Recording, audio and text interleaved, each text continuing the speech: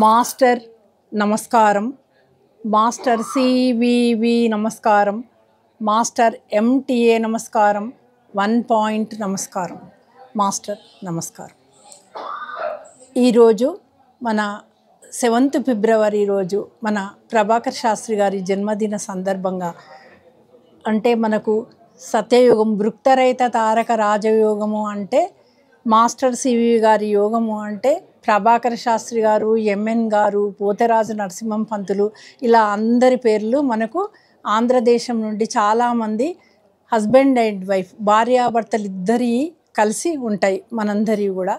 అయితే ముందుగా మనం స్మరించుకోవాల్సింది శ్రీ వేటూరి ప్రభాకర్ శాస్త్రి వారి తల్లిదండ్రులు ఎవరైతే ఉన్నారో వాళ్ళకు ముందు మనం నమస్కరించాలి. ఎందుకంటే మనకు ప్రభాకర్ శాస్త్రి గారిని ఒక వేటూరి వారి అన్ని కుటుంబాలు యోగ కుటుంబాన్ని మొత్తం కూడా జన్మించడానికి కారణము మన శాస్త్రి గారి తల్లిదండ్రులు. కాబట్టి ముందు వారికి ప్రణామాలు అర్పిస్తూ ఈ మా ఉపన్యాసాన్ని నేను మొదలు పెడుతున్నాను. మాస్టర్ గారి యోగము అంటే ముందుగా మనం తెలుసుకోవాల్సింది, మనకు మొట్టమొదట మనకు అవగాహన, మనము ఈ యోగంలోకి ఎందుకు వచ్చాము. దీనికి ముందుగా ప్రతి ఒక్క మనిషి కూడా తన ఆత్మ పరిణామ దశలోపట అందరూ కూడా పూజలు, యజ్ఞాలు, వేదాలు, భారతాలు, బుక్స్ ఇవన్నీ కూడా చదువుతారు. అవన్నీ తర్వాత కూడా మనకు కొంతవరకు అర్థమవుతుంది, కొంతవరకు మనం దాంతో సంతోషిస్తాం. కానీ ఇంకా మన ఆత్మకు విచారము అంటే ఇంకా సంతృప్తి లేదు అనేది ఒక అసంతృప్తిగా మన లోపల ఒకటి వేధిస్తూ ఉంటుంది. అప్పుడు మనం రకరకాల గురువుల దగ్గరికి పోయి అన్ని రకాల యోగాలు చేస్తాం. ఇందులోపట ఈ యోగం గొప్పది, ఈ యోగం తక్కువది, ఈ దేవుడు తక్కువ, ఈ పూజా విధానం తక్కువ అనేసి మనం ఏ ఒక్క మతాన్ని కానీ ఏ ఒక్క దాన్ని కూడా మనం తక్కువపరచడానికి లేదు. ఎందుకంటే నేను నా చిన్నగా ఉన్నప్పటి నుండి కూడా నేను 5 years బేబీగా ఉన్నప్పుడు కూడా ఒక జీవన విధానాన్ని నేను చూశాను. ఉదయం లేవగానే అందరూ లేవడము, తర్వాత వారి వారి పనులు చేసుకోవడము, తర్వాత వంట చేసుకోవడము, తినడము, పడుకోవడము, వాళ్ళ పనిలోకి వెళ్ళిపోవడం, మళ్ళీ నిద్రలోకి. కానీ అందరూ నిద్రించిన తర్వాత నేను చిన్న అమ్మాయిగా 5 సంవత్సరాలుగా ఉన్నప్పుడే అందరూ పడుకుండేది, నేను నిద్రపోకుండా జీవితం అంటే ఇంతేనా, ఇంతే, అసలు దీనికోసమేనా మనం ఉదయం పడుకోవడం, లేవడము, భోజనం చేయడము, మళ్ళీ నిద్రపోవడం, ఏముంది ఇందులో, దీనికోసం జీవితం అవద్దు ఏంటి అని నాకు తెలియకుండానే నా లోపల నుంచి నేనంటే ఏంటి అనేది వచ్చి ఆ విధంగా ట్రాన్స్లోకి వెళ్ళిపోయేదాన్ని. వెళ్ళిపోయిన తర్వాత మళ్ళీ తర్వాత నాకు అనుమానం వచ్చి వెంటనే ఇట్లా స్పర్శించుకొని, అవును నా పేరు లక్ష్మీకాంత కదా అనేసి మళ్ళీ అనుకునేదాన్ని. ఈ విధంగా ప్రతిరోజు రాత్రి ఇదే విధంగా జరుగుతూ ఉండేది నాకు. అయితే నా చిన్న బాల్యం నుంచి కూడా నాకు 4 o'clock అనేది అలవాటు. ఎందుకు అంటే ఆ చిన్న పల్లెటూరులో మా అమ్మమ్మ దగ్గర ఉన్నప్పుడు మాకు అంటే మామూలుగా టీచర్లు ఉంటారు కదా, వాళ్ళనే తీసుకొచ్చి వాళ్ళకు అన్ని సదుపాయాలు కల్పించి మమ్మల్ని చిన్న పాప ఉన్నప్పుడే ఎందుకు మరి ఆ 4 o'clock 5 o'clock లేపి ఆ టీచర్ దగ్గర ఎక్కాలు అన్నీ గణితము అవన్నీ నేర్పించేవాళ్ళు అనమాట. అప్పుడు వెళ్ళి చదువుకొని ఆ విధంగా అప్పుడు ఆ కాలంలో అదే ఉండే. ఆ విధంగా నా లైఫ్లో అది స్టార్ట్ అయింది. ఆ తర్వాత నేను కొంచెం పెద్దగా అయిన తర్వాత 6-7 years తర్వాత మా అమ్మ నాన్న వాళ్ళు వచ్చి మా ఊరికి, వరంగల్ మాది చెన్నారం మా ఊరు, అక్కడ వెళ్ళిన తర్వాత మా నాన్నగారి దగ్గరికి అన్ని రకాల మతస్థులు వచ్చేవాళ్ళు. అంటే క్రిస్టియన్స్ కానీ, ముస్లిమ్స్, హిందూస్, తర్వాత ఇట్లా భాగవతం చెప్పేవాళ్ళు, భగవద్గీత అన్ని రకాల ఆచార్యులు అందరూ వచ్చేవాళ్ళు. అయితే నాకు అనిపించేది, నేను ఎందుకో చిన్నగా ఉన్నప్పటి నుండి కొంచెం సైంటిఫిక్గానే ఆలోచించేదాన్ని. మా అమ్మ చాలా కృష్ణ భక్తురాలు, అంటే కృష్ణుడే ఎక్కువ అనేది చాలా, అంటే పెద్ద జీయర్ స్వామి వాళ్ళ దగ్గర నుంచి తీసుకున్నారు. మా వంశం అంతా కూడా వైష్ణవ సాంప్రదాయం పూర్తిగా. అప్పుడు అందరూ ఎక్కువ అనంటే మా నాన్న చాలా డిఫరెంట్గా కనబడేవాడు. ఏ కులము లేదు, ఏ మతం లేదు, అక్కడ ఏ అంతస్తులు లేవు. ఎవరైతే వస్తే వాళ్ళు కింద కూర్చుంటే తను పోయి కుర్చీలో కూర్చోకుండా కింద కూర్చునేవాళ్ళు. ఆ విధంగా నా మీద మా నాన్నగారి ప్రభావం చాలా ఉంది. ఆ తర్వాత నాకు అనిపించేది, ఇన్ని మతాలు ఇవి ఎవరికి వారు గొప్ప అంటారు కాదు.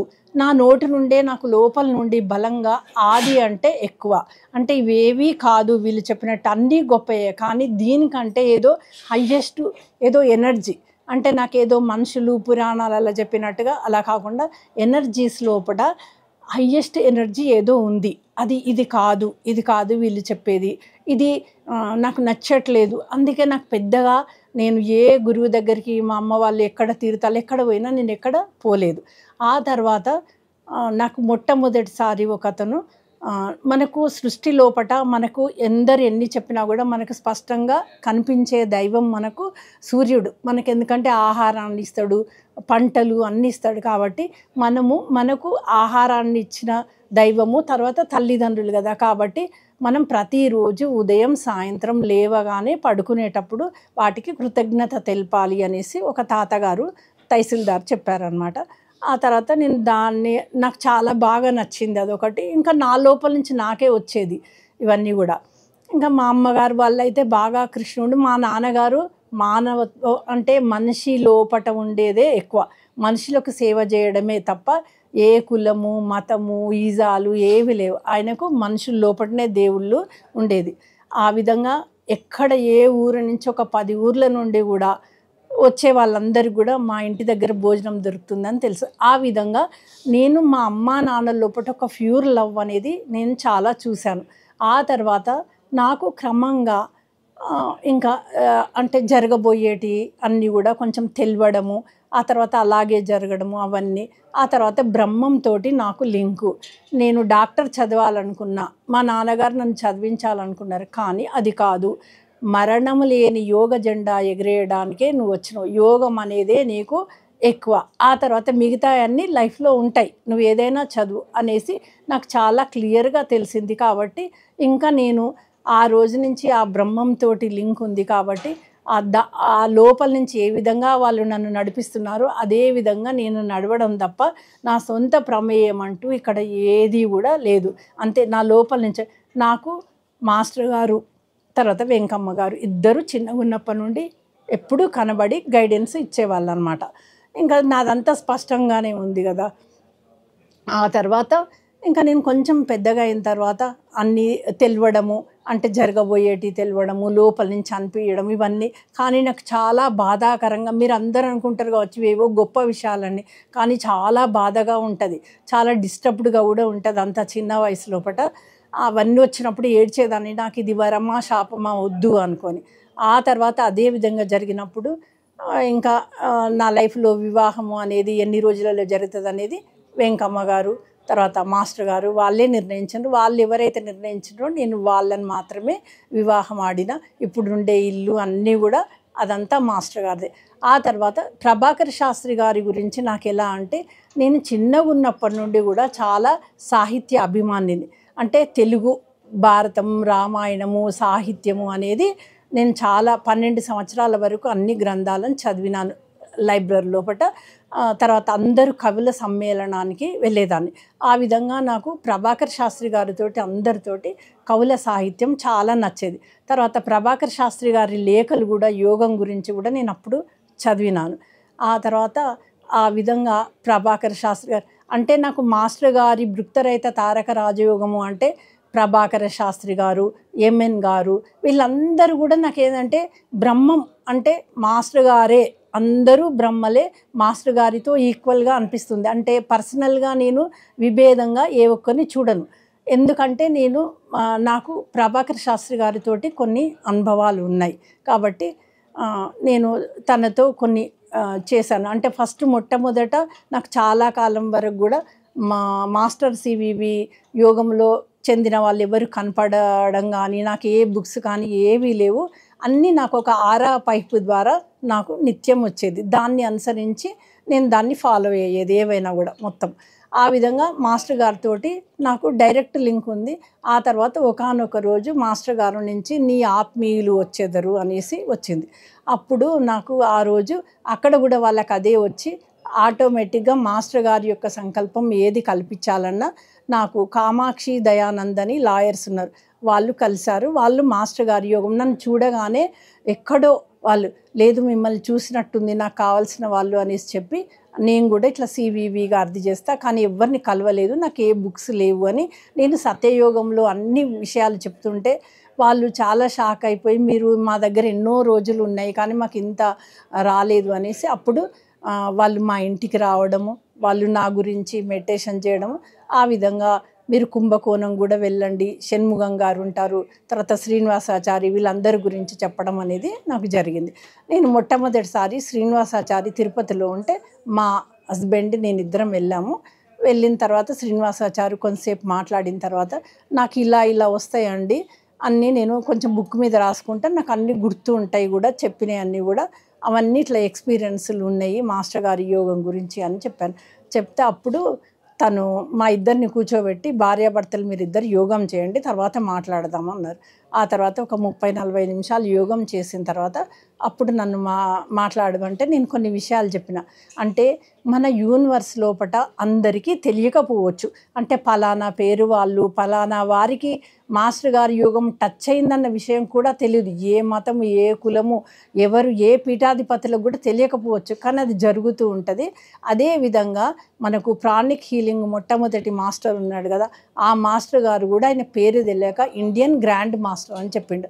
ఆయన కూడా నాకు కనబడి, నేను మాస్టర్ సివివి యోగము ఆయననే నా మొట్టమొదటి లైట్, నాకు ఈ శక్తి ఇచ్చింది అనేసి చెప్పింది. నేను ఆ విషయం గురించి చెప్తూ ఉంటే శ్రీనివాసాచారి వచ్చి నా 2 చేతులు పట్టుకొని గట్టిగా లేపి ఒకటే చాలా సంతోషపడ్డాడు. ఆ తర్వాత నేను నాకు వచ్చే కొన్ని కోర్సులు, వాటి పేర్లు అవన్నీ కూడా రాసుకున్నాను. అప్పుడు చాలా సంతోషపడి, మీరు వెళ్ళండి అమ్మ కుంభకోణము, నేను ఫోన్ చేసి చెప్తాను అనేసి చెప్పి ఆయన దగ్గర నేను సెలవు తీసుకొని అక్కడ నుండి నేను కుంభకోణం వెళ్ళిన. అక్కడ ఆర్ఆర్ రూమ్లో మా హస్బెండ్కు నాకు వెంటనే చేతులు పైకి లేసి నమస్కారం వచ్చింది. ఆ తర్వాత అటువైపు 2 యోగా సెంటర్లకు వెళ్ళి మేము బుక్స్ కొనుక్కున్నాము. ఆ తర్వాత షణ్ముగం గారు తెలిసింది. షణ్ముగం గారు అన్నారు, నేను ఇక్కడ ఉండనమ్మా, చెన్నైలో ఉంటాను, నువ్వు వస్తున్నావంటే నేను వచ్చేదాన్ని అని అన్నారు. ఆ విధంగా నాకు తొలి పరిచయం కుంభకోణం లోపట ఆ విధంగా అయ్యి అందరితోటి నాకు ఏర్పడింది. అయినా కూడా నేను డిసెంబర్ కాలుకు, ఆగస్టు కాలుకు నేను కుంభకోణం వెళ్ళేదాన్ని, కానీ నాకు ఇంకా వేరే ఎవరితోటి కూడా పరిచయం లేదు. మొట్టమొదట లోటస్ కాంగ్రెషన్ అయ్యేటప్పుడు నాకు అందరు చాలామంది, ఒక 15,000-2,000 మంది అందరు ఉన్నారు. నన్ను కూడా షణ్ముగం గారు రమ్మంటే అక్కడ వెళ్ళినాను. నేను, మా సిస్టర్ ఇన్లా, నా మొట్టమొదటి ఆమె, నేను మాస్టర్ సివి గారు చెప్పింది, తర్వాత కళావతి మేడం, మేము ముగ్గురం వెళ్ళినాము. వెళ్తే కొంచెం లాస్ట్ ప్లేస్ ఉంటే నేను అక్కడ కూర్చున్నా. ఆ తర్వాత నేను కళ్ళు మూసుకొని చాలా డీప్లోకి వెళ్ళిపోయాను అనమాట. వెళ్ళిపోయిన తర్వాత అప్పుడు మొట్టమొదటిసారి నేను సుజాతమ్మ గారిని చూశాను. కొంచెం నాకంటే 3-4 వరుసల ముందుంది. చాలా బాగా అందరూ వచ్చి మాట్లాడుతుంటే అందరి చాలా క్యూ లాగా ఉంది. అప్పుడు నేను తన దగ్గరికి వెళ్ళలేకపోయినా, రష్ ఉంది, ఇంకా నాకు కొత్త, ఎవరో తెలియదు కదా, మాట్లాడలేకపోయినా. కానీ నేను 2 రోజులు వెళ్ళిన.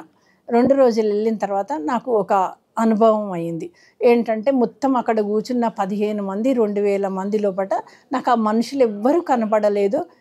తలలు మాత్రం ఒక లైట్ వెలుగులతోటి అందరి ఆరా కనబడింది. కొంతమంది తలల మీదనేమో ఒక గరాటు ఆకారం లోపట ఒక తెల్లటి పుష్పంలాగా వైట్గా ఒక ఎనర్జీస్, కొంతమందిదేమో లైట్ తోటి ఉన్నారు కానీ అది లేకుండా అలా కనబడింది. నాకు ఏంటో అర్థం కాలేదు. సరే, అక్కడ అన్ని కోర్సులు చేయిస్తున్నారు, KR1 KR2 అనుకుంటూ. సరే, ఇంకా అక్కడి నుంచి మేము అప్పటికే నాకు అవన్నీ కూడా మాస్టర్ గారి నుంచి నాకు వచ్చాయి కాబట్టి నేను మళ్ళీ 2 రోజుల తర్వాత ఇంటికి వచ్చేసిన. ఇంటికి వచ్చినాక నాకు అప్పుడు ఎవరైతే మేడం ఉందో ఆ మేడము, కామాక్షి మేడము వచ్చి నాకు అన్నీ కూడా, ఇంకా రోజు నువ్వు ఫోన్లలో చెప్తున్నావు కదా, ఈ మాస్టర్ గారి ప్రేయర్ బుక్స్, మాస్టర్ గారి కోర్సులు ఇవన్నీ కూడా నీకు ఇస్తున్నాము అనేసి నాకు వాళ్ళు ఇవ్వడం జరిగింది. అవన్నీ నాకు మాస్టర్ గారి ఆరా పైప్ లైన్ ద్వారా వచ్చి అవగతమైంది. అయితే ఈ విధంగా ఏంటి మాస్టర్ గారు అనేసి నేను అడిగిన అక్కడ కనపడ్డదానికి. అంటే అప్పుడు అట్లా ఒక్కొక్క కోర్సు గురించి నాకు వివరణ, నాకు అనుభూతి అనేది కలిగేది. ఆ తర్వాత నాకు హనుమంతరావు గారి శిష్యుడు అనేటాయన మురళీధర్ గుప్తా వచ్చిండ్రు. వారు కూడా మాస్టర్ సివివి యోగా చేస్తారు. ఆయన సత్యయోగ సాధన బుక్కు పెద్దది, మొట్టమొదటిది, అది తీసుకొచ్చి ఇచ్చారు. నాతో మాట్లాడుతూ ఉంటే నేను అదే దాంట్లో విషయాలు నాకు తెలియదు కానీ నాకు వచ్చినాయి చెప్తే, మీరు చెప్పినవి అన్నీ దీంట్లో ఉన్నాయమ్మా అనేసి వాళ్ళు కూడా చాలా హ్యాపీ అయిపోయినారు. అప్పుడు నేను మొట్టమొదటిసారి డిసెంబర్ కాలు పోయినప్పుడు షణ్ముగము నాది మొత్తం ఎలా ఎవరు ఇనిషియేషన్ ఇచ్చిండ్రు ఏంటి అని అడిగారు. అని అంటే, లేదు నాకు ఎవ్వరు ఇవ్వలేదు అంటే, మీరు ఇక్కడ కోర్సులలో కూర్చోవద్దు, 6 ప్రేయర్ రండి కొత్త వాళ్ళు అన్నారు. సరే అనేసి నేను 6 ప్రేయర్కు వచ్చేసినాక తర్వాత చెప్పినప్పుడు, అప్పుడు కోర్స్ చేస్తున్నాము, నువ్వు కూడా కూర్చో, దీని గురించి ఏంది అంటే నేను చాలా వివరంగా ఎక్స్ప్లెనేషన్ ఇచ్చిన ఆ రోజు నాకు ఆ కోర్సు గురించి జరిగింది. ఆ విధంగా నాకు ప్రభాకర్ శాస్త్రి గారి గురించి నేను అడిగిన, ఎవరైనా ప్రభాకర్ శాస్త్రి గారి సంతతి ఉన్నారా, నేను వాళ్ళని కనీసం మనుషులనైనా చూస్తాను అని శ్రీనివాసాచార్యని అడిగిన. అడిగితే ఒక వివేక్ గారి గురించి అప్పుడే ఫోన్ వచ్చిందని నాకు వారి గురించి చెప్పిండ్రు.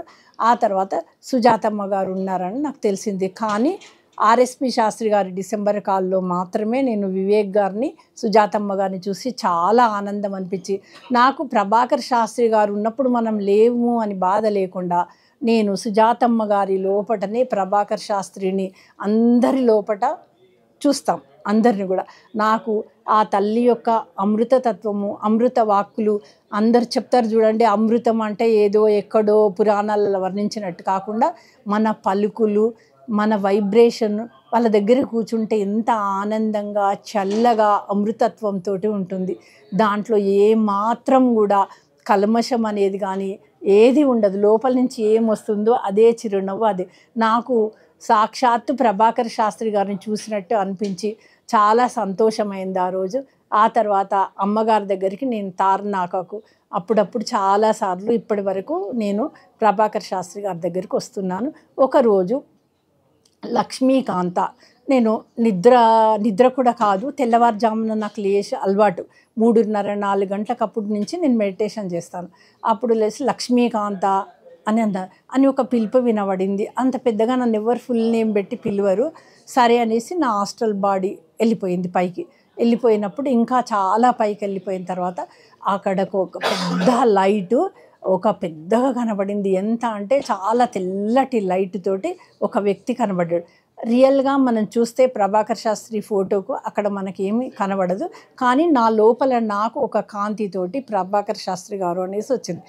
ఇట్లా కూర్చో అమ్మ అన్నట్టు వినబడింది. తన ఎదురుగా నేను కూర్చొని ఒక 1-2-3 అవర్స్ నేను మొత్తంగా ఇలా లీనమైపోయిన ఆ రోజు. చాలా బాగా అనిపించింది వారిది.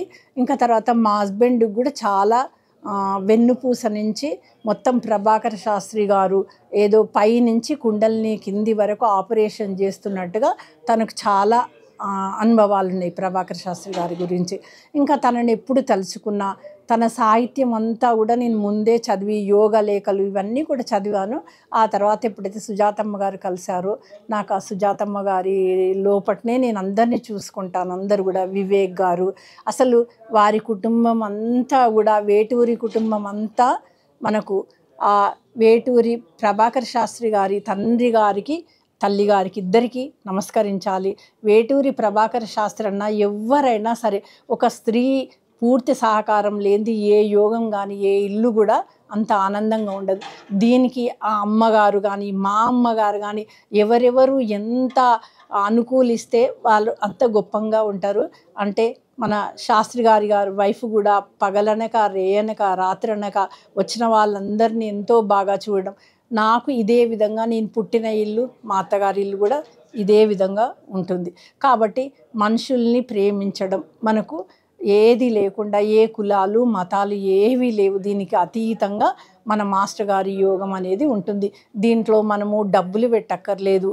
మనం ఉదయం లేచి కళ్ళు మూసుకొని మంచినీళ్ళు తాగేసి మనం కూర్చొని మాస్టర్ సివివి నమస్కారం అని కొంతమంది చెప్తారు, కొంతమంది కోర్సులు చేసేవాళ్ళు ప్రేయర్ అనేది చెప్తారు. 6 గంటల ప్రేయర్ అనేది ముఖ్యం, ఉదయం సాయంత్రం. అప్పుడు కూర్చొని మన లోపల నుంచి మనము గమనించాలి. ఏం గమనించాలి? ప్రేయర్ చెప్పిన తర్వాత సివివి అని మన లోపల ఏ వర్కింగ్ జరుగుతుంది, ఎలాంటి ఆలోచనలు కూడా మనం నిరోధించక్కర్లేదు. ఎంత హాయిగా ఉంది చూడండి ఈ యోగం. మనం ఎలాంటి ఆలోచనలను కూడా మనం నిరోధించకుండా లోపల గమనించాలి. మనకు బాడీ పెయిన్స్, నొప్పులు వస్తున్నాయా, ఎలాంటి ఆలోచనలు రానియండి, అవన్నీ మనయే కదా. మన జన్మల నుంచి ఉన్నాయి అన్నీ కూడా 6 గంటల ప్రేయర్ లోపట మొత్తంగా ఎవాపరేషన్ అయి వెళ్ళిపోతాయి. కాబట్టి 6 గంటల ప్రేయర్ చేసినప్పుడు ఉదయం చేసింది సాయంత్రం చేసింది మళ్ళీ మరుసటి రోజు వరకు ఉంటుంది. కాబట్టి 2 సార్లు యోగం చేసుకొని ఎంత హాయిగా ఉండొచ్చు. మనకి ఎలాంటి ఆర్భాటాలు కానీ ఏవి ఉండవు. ఎంత చక్కగా ఇందులో ఉపవాసాలు అనేవి పనికిరావు, ఎక్కువ కూడా తినకూడదు.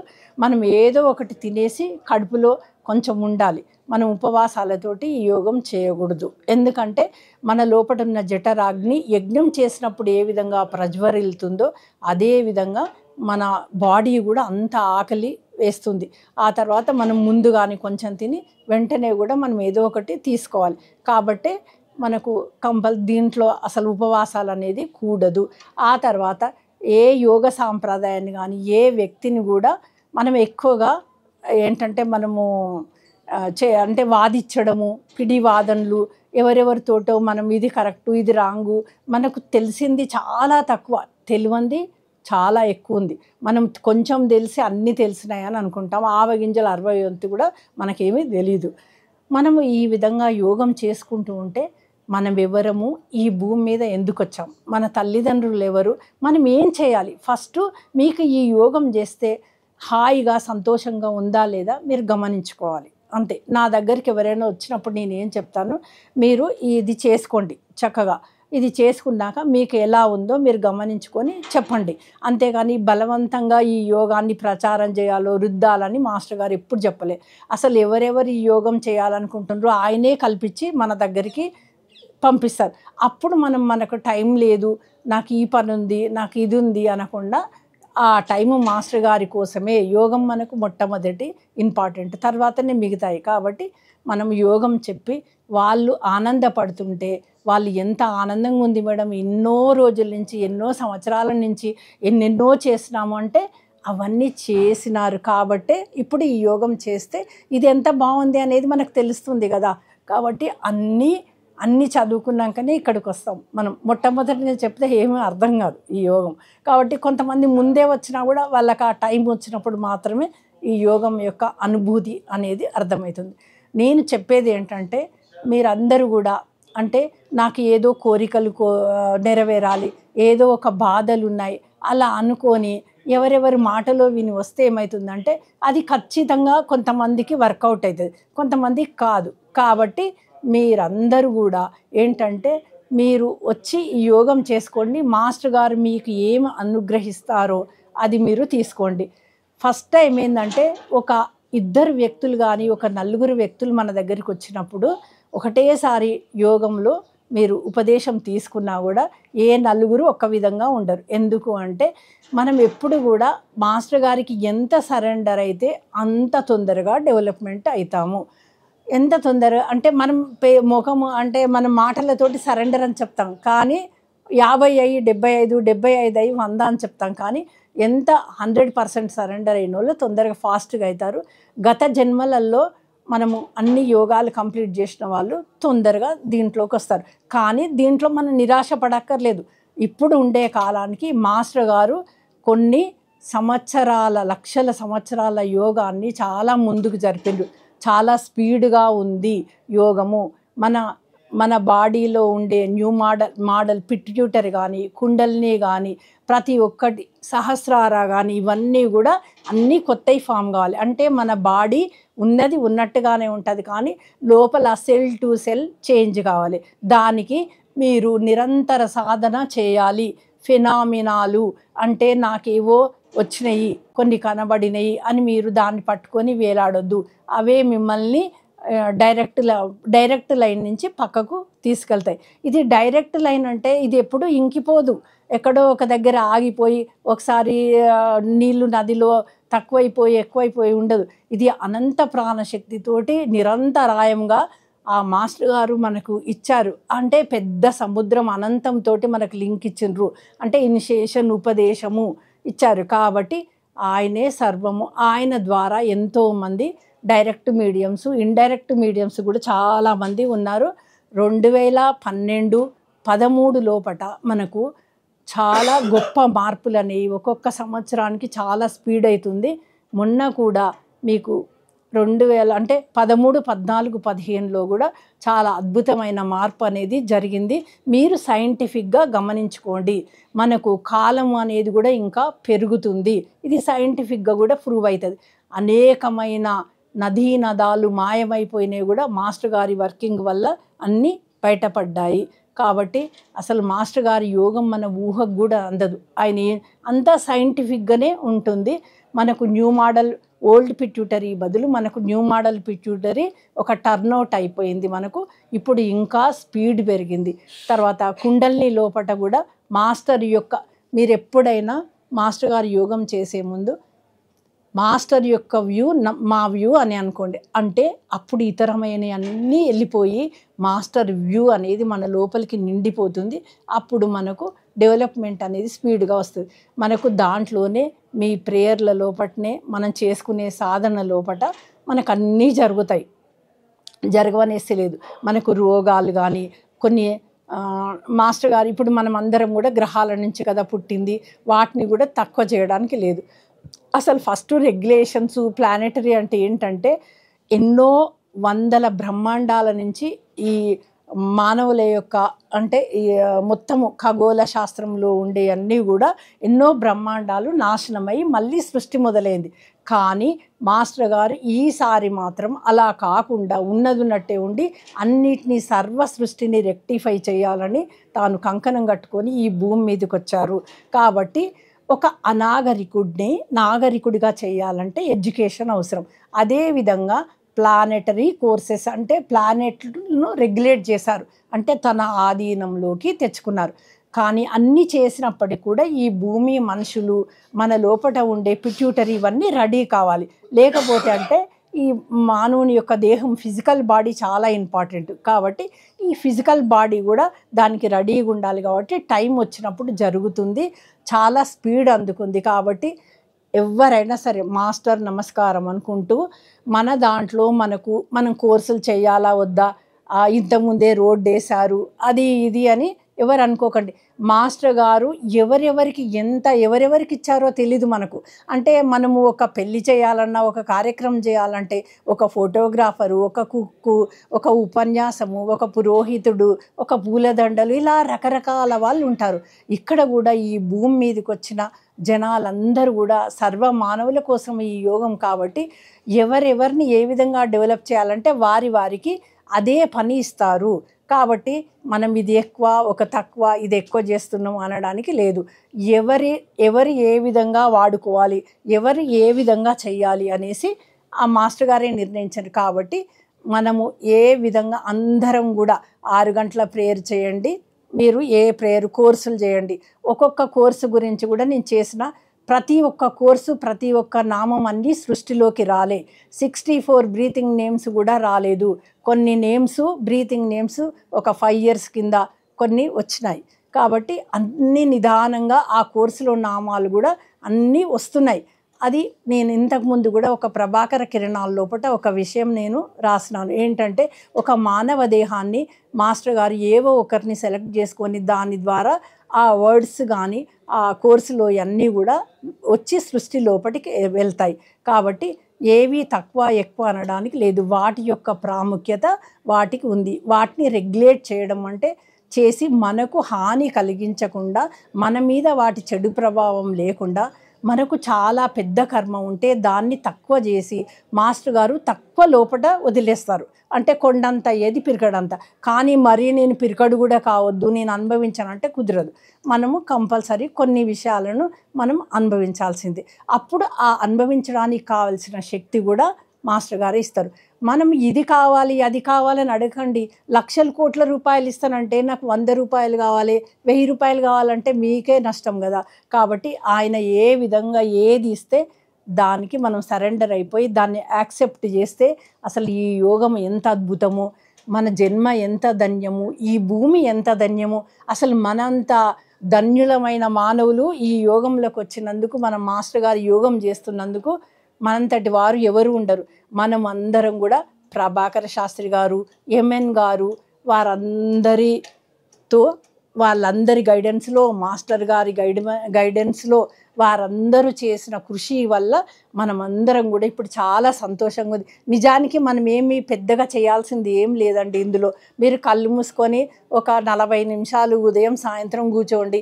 ఒకవేళ 6 గంటలప్పుడు ఏ ఊరికో పోయి ఏదో కుదరకపోతే ఆ తర్వాత మాస్టర్ నమస్కారం అనుకొని మళ్ళీ కూర్చోండి. అందులో ఏం లేదు మనకు. తర్వాత మెరీడియన్ ప్రేయర్ అనేది కూడా మీకు ఇంపార్టెంటే. మీరు జాబులు చేస్తున్నారు కాబట్టి ఎప్పుడు కుదిరితే మీరు అప్పుడు మెరీడియన్ చేసుకోండి. ఎక్కువ వరకు ఏంటంటే మనందరం కూడా మనం కలుసుకొని యోగ సభ్యులందరం కూడా ఒక్క దగ్గర కూర్చొని మెడిటేషన్ చేస్తే దాని యొక్క ఫలితం అనేది చాలా అద్భుతంగా ఉంటుంది. అసలు మనకే తెలియదన్నమాట. అంత అద్భుతంగా, అంత అద్భుతమైన వైబ్రేషన్ తోటి ఉంటాం. కాబట్టి ఈ జన్మ లోపట మనకు ఈ మన మాస్టర్ సివివి యొక్క యోగం భృక్తరహిత తారక రాజయోగం ఇచ్చిన మాస్టర్ గారు పరబ్రహ్మ స్వరూపులు వెంకమ్మ గారికి, తర్వాత మన వేటూరి కుటుంబం అందరికీ, వారి నాన్నగారికి ప్రభాకర శాస్త్రి, చంద్రశేఖర్ శాస్త్రి, అసలు మొత్తం వేటూరి కుటుంబానికి, ఎంఎన్ గారి కుటుంబం అందరూ, పోతరాజు నరసింహం పంతులు, ఇంకా మనకు తెలియని వారు ఎంతోమంది సూర్యులు ఉన్నారు. నాకు కొత్తగా తెలిసింది ఏంటంటే చాలామంది విదేశాలలో ఉన్నారు. వేప చేదు అనే ఒక కుటుంబం 40-50 సంవత్సరాల నుంచి మాస్టర్ గారి యోగం చేస్తుంది. అది నాకు తెలిసింది, చాలా సంతోషమైంది. అప్పుడు అమ్మగారిని అడిగితే అవును, అప్పుడు ప్రభాకర్ శాస్త్రి గారితో అప్పుడు వాళ్ళు కూడా ఒక కుటుంబం ఉండే, తర్వాత నాకు తెలియదు అని చెప్పారు. ఇంకా ఎన్నో కుటుంబాలు, మనకు తెలియని కుటుంబాలు కూడా అన్నీ చాలామంది ఉన్నారు. విశ్వంలో సృష్టిలో ఎక్కడ ఉన్నా సర్వ మానవులు సృష్టి అంతటికి కూడా మాస్టర్ గారి యోగం అనేది అంతటికీ దిశ దశల అంతా కూడా east west north south upper middle lower అంతటా వెళ్ళిపోవాలి. అందరికీ బ్రహ్మత్వం, అందరికీ అమరత్వం. మాస్టర్ సివివి సంకల్పం తప్పక నెరవేరుతుంది, చక్కగా నెరవేరుతుంది. నేను వేటూరి ప్రభాకర్ శాస్త్రి గారి జన్మదినం సందర్భంగా ఇంత అద్భుతమైన కుంభ సంక్రమణము అని ఉంటుంది మనకు. ఆ కుంభ సంక్రమణం లోపట, ఈ కుంభయుగం లోపట మన మాస్టర్ గారి యొక్క గురించి, ప్రభాకర్ శాస్త్రి గారి గురించి కూడా మనము నాకు తెలిసినంత వరకు నేను ఒక చిన్న అవగాహనతోటి మాస్టర్ గారి యోగం గురించి నేను కొంచెంగా చెప్పగలిగినాను. మాస్టర్ నమస్కారం.